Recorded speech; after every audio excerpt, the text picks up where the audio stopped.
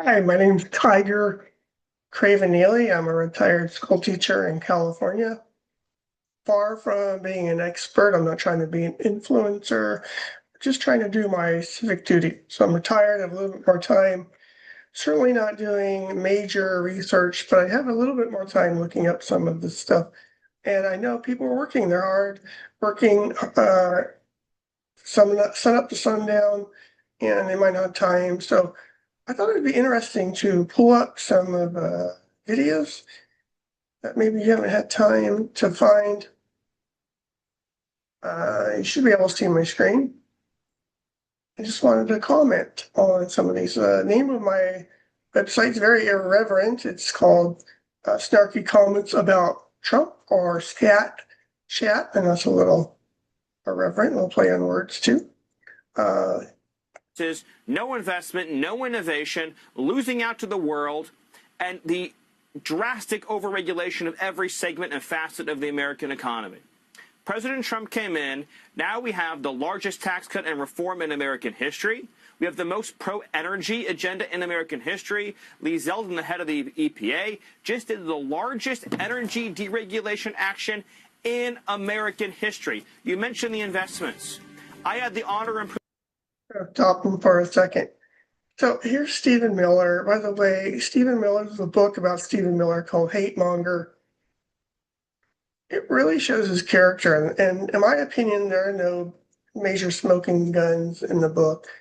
However, it does show a person who's, in my opinion, very anti-immigrant, anti-minority.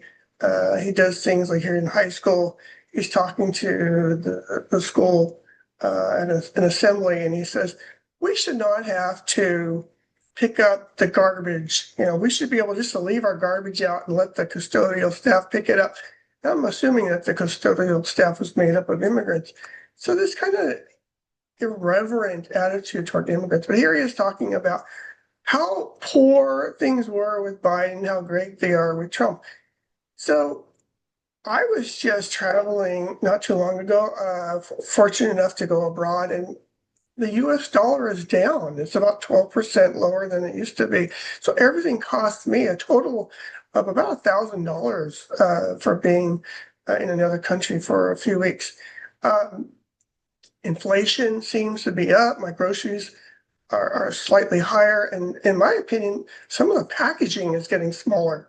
So I'm wondering if that's an effect of some of these tariffs. The interest rate is stagnant. Beef costs are supposedly up. I haven't checked. But anyway, this is just more propaganda. This is part of what fascist governments do, is they don't tell the truth. They do one thing and then they try to create this obfuscating, which is confusing things and gaslighting and things. And it's just more of the same. By the way, I have a YouTube channel, Gay is Human Nature, and I have some videos reading children's books. This is another YouTube site I'm trying to start called Tiger Truth, about fascism in the United States. See what this one's about. With all those shops. Now, it would be pretty strange if you then blamed all the shop owners for having sold you all those things. You're ripping me off. You're ripping me off. You're ripping me off. I'm running a trade deficit. Professor, that is the level of understanding of the President of the United States. Mindset. The trade deficit does not represent at all trade policies. It represents spending relative to production or. So this is if you can look it up, Jeffrey Sachs, it's very interesting. He talks about how if you overspend with your credit card, you go into a department store and you start racking up a massive amount of debt. Would it make sense to blame the department store? And he says, that's really what's going on when we have a trade deficit, is we are spending an inordinate amount of money. And I'm not going to pretend to know the dynamics, but it says that Trump's policies don't work. They don't work. They won't work. Trump has a misunderstanding about what's going on. So anyway, that would be a really good, let's take a couple of minutes. We call that an identity. I teach it in the second day of my course in international monetary economics. Trump never made it to the second day. So he says, you're running a trade deficit. Look, they're all cheating me. But all that's happening is the United States is outspending its national income. And you can look at the national income chart. You can add up consumption and investment and government spending, and you could subtract off gross national product, and lo and behold, what will that equal? Not approximately, exactly. That will equal the current account deficit, which is the comprehensive measure of how much you spend on goods and services versus how much you sell in goods and services. So the United States runs a current account deficit because it spends more than it produces. Why does it do that? We have a big credit card in the United States. It's called the national government. The U.S. government spends about $2 trillion a year more than it takes in revenues. What it's doing is making transfers to the American people and to American businesses. It doesn't tax America. I'm not going to go into that, but it sounds like this problems with this negative deficit and tariffs is an internal problem, and we're blaming other countries. We're playing victim in the world, and these higher tariffs aren't going to really solve our problem. Here's another. President Trump has spent about a third of his second term staying at his own properties, and he's got them everywhere. And that has cost taxpayers $52 million. So he picks where he stays in a way. So here it is. $52 million. So he picks where he stays in a way that he makes a lot of money. You know, Trump campaigned on fiscal responsibility and cleaning up the swamp, and then he comes in and he's spending, you know, he budgeted, I think it was 200 and something million dollars for golfing trips alone, and having already spent 50 something million for golfing trips, that's like 300 million for golfing trips. And now he's doing 200 million toward his ballroom. He did what, around 50 million for his birthday Eagle Parade. My opinion, he is the swamp. Trump is the swamp. And I knew this in his first term when he was spending a lot of time in Mar-a-Lago. And I was thinking, well, you know, he's charging, and I looked it up. He charges between $500, sometimes $1,100 per room. And that comes from our taxes, and that goes into his pocket. Here's Governor Greg Abbott sues to remove Texas lawmaker from office in redistricting standoff. That's just more fascism. That's, you know, fascists do not value democracy. They have to have absolute power. They have to have control. They dominate and oppress those who dissent. And that's a great example. And it's also double standard, by the way. Mike Johnson just took off out of DC, along with a lot of the other Republicans, trying to avoid a vote on releasing the Epstein files.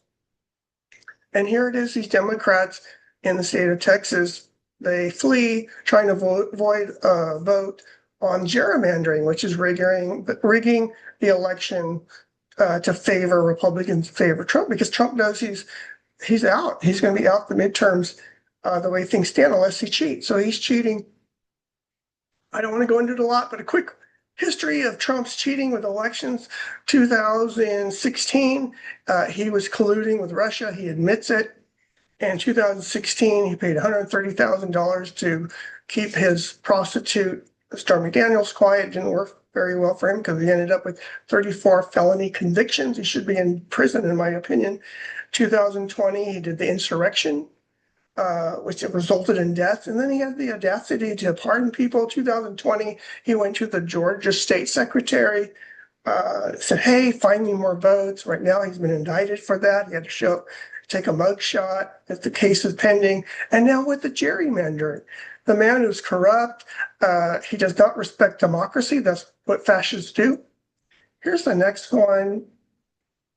This is a picture of Virginia Guffreys, if I my understanding right. She worked at Mar-a-Lago, and she just mysteriously disappeared, ended up being sex trafficked by Donald Trump's best friend. And Donald Trump, for whatever reason, will not release the Epstein files. All very, very, very suspicious.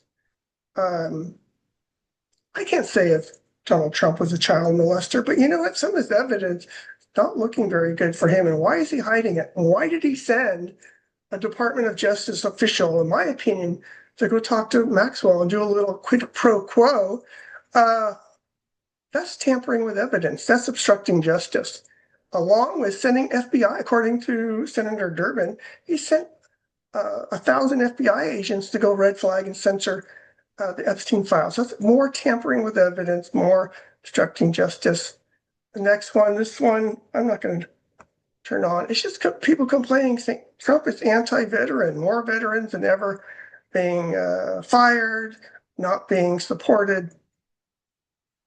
Next one says the White House, Trump is pressuring Republicans not to vote yes on a new bill that says, hey, if you're in the government, you can't trade stock, because we saw with the tariffs when Trump was signaling, which is to me is insider trading.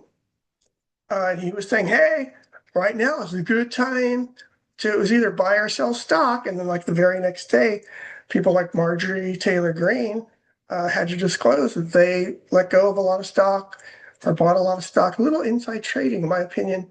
Anyway, and so we're trying to, this politician is trying to put a stop to this kind of swamp corruption. And Trump is saying, hey, no.